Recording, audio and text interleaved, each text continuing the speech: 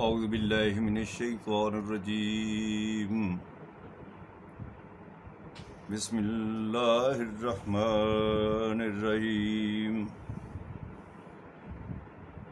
ان الذین فرقوا دینهم وکانوا شیعا لست منهم فی شیء لست منهم فی شیء انما امره الى اللہ ثم ينبئهم بما كانوا يفعلون صدق اللہ العظیم رب اشرح لي صدری ويسر لي امری واحلل عقدۃ من لسانی یفقہوا قولی اللہم صلی علی محمد وعلی آل محمد واصحاب محمد اجمعین۔ حضرات، علم، محنت اور اخلاق کے چینل سے آج کل جو موضوع چل رہا ہے وہ تفرقہ بازی ہے۔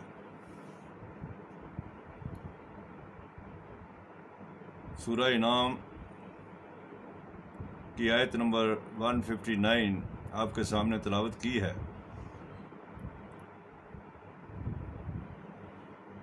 جس میں اللہ تبارک تعالیٰ نے حضور اکرم صلی اللہ علیہ وسلم سے ارشاد فرمایا کہ اے نبی، جو تفرقہ بازی کرتے ہیں تیرا ان کے ساتھ کوئی تعلق نہیں ہے۔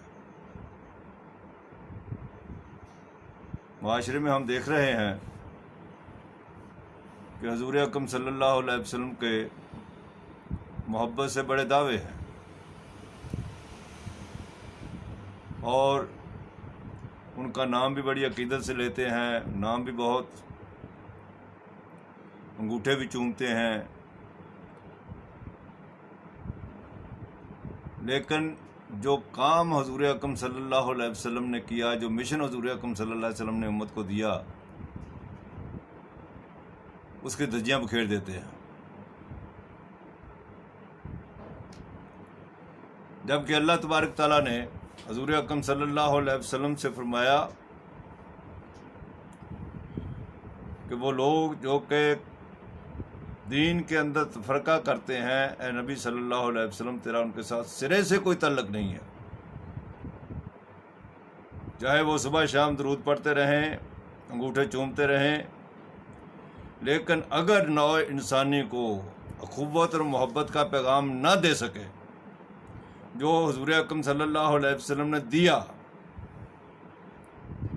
اظہار اور قربانی کا پیغام نہ دے سکے جو حضور اکرم صلی اللہ علیہ وسلم نے سکھایا، تو اے نبی تیرا ان کے ساتھ کوئی تعلق نہیں ہے، جیسے جی چاہے وہ درود پڑھتے رہے۔ یہ ارشاد چونکہ اللہ تبارک تعالیٰ کا ہے، لہٰذا اس کے اندر کوئی کمی بیشی نہیں ہو سکتی۔ اب اس پس منظر میں ان آیات کا ترجمہ سن لیجئے۔ ارشاد ربانی ہے، ان الذین فرقوا دینہم، جنہوں نے راہیں نکالی ہیں اپنے دین میں، وَكَانُوا شِيَعًا لَسْتَ مِنْهُمْ فِي شَيْءٍ، اور ہو گئے فرقے،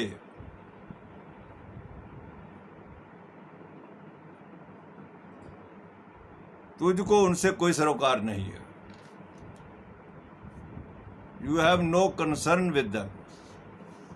فرقے ہو گئے، گروہ ہو گئے۔ یہ اللہ تبارک تعالیٰ کا اصول حضرت آدم علیہ السلام سے لے کر تا این دم یہی ہے۔ اللہ کی کتابیں آتی رہیں، لیکن ان کتابوں کے ماننے والے اور اس کے دعوے دار علماء اور پیر وہ اس کے خلاف پیغام دیتے رہے۔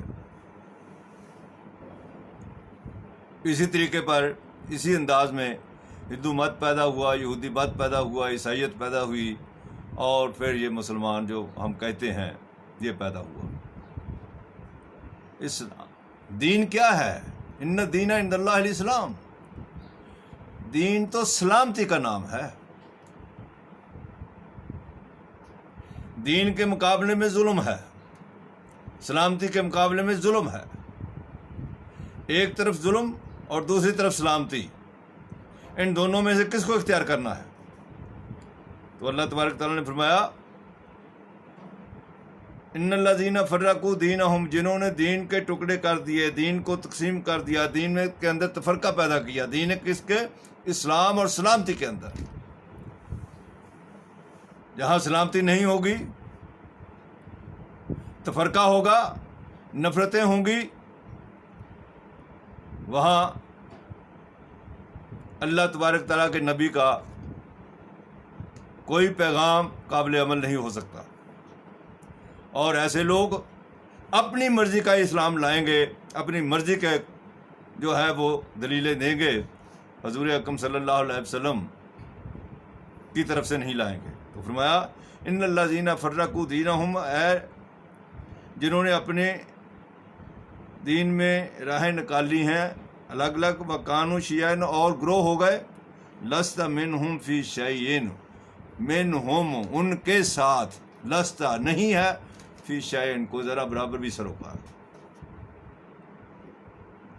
انما امرہ الی اللہ، ان کا معاملہ تو اللہ تعالیٰ کے پاس ہے، اللہ ہی کے حوالے ہے، اس لیے کہ وہی علی کل شیء قدیر ہے۔ ثم ینبئہم، پھر بتا دے گا اللہ تبارک تعالیٰ انہیں بما کانوا یفعلون، جو وہ کرتے رہے، جو کفر کے فتوے ایک دوسرے کو دیتے رہے۔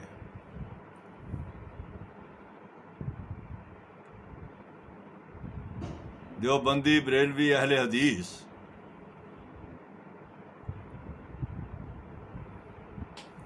سب نے ایک دوسرے کو کافر ڈکلیئر کیا ہوا ہے۔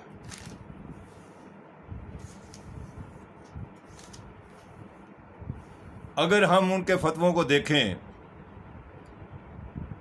تو دنیا میں نظری طور پر بھی کوئی مسلمان نظر نہیں آئے گا، اس لیے کہ سب کے فتوے ہیں ایک دوسرے کے خلاف۔ الحمدللہ ثم الحمدللہ، ہمارا نہ بریلویت سے تعلق ہے، ہم یہاں اعلان کرتے ہیں اللہ تبارک تعالیٰ کی رضا کے لیے کہ نہ ہم بریلوی ہیں، نہ دیوبندی ہیں، نہ اہل حدیث ہیں، نہ کچھ ہیں، صرف اور صرف مسلمان ہیں، اور صرف قرآن حکیم کے اوپر عمل کرنے والے ہیں، اور صرف ان احادیث کے اوپر عمل کرنے والے ہیں جو قرآن حکیم کے خلاف نہیں ہیں۔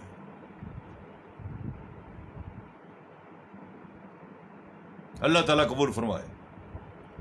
اور سلامتی کو قائم کرنے کے لیے، نوع انسانی کے اندر اخوت، محبت اور پیار پیدا کرنے کے لیے سرگرم میں عمل ہے۔ تو یہ نوٹ کر لینا چاہیے کہ جو ایک دوسرے کو کافر قرار دیتے ہیں، ڈکلیئر کرتے ہیں، ان کا حضور اکرم صلی اللہ علیہ وسلم سے کوئی تعلق نہیں ہے، قرآن مجید کی اس آیت کی روح سے۔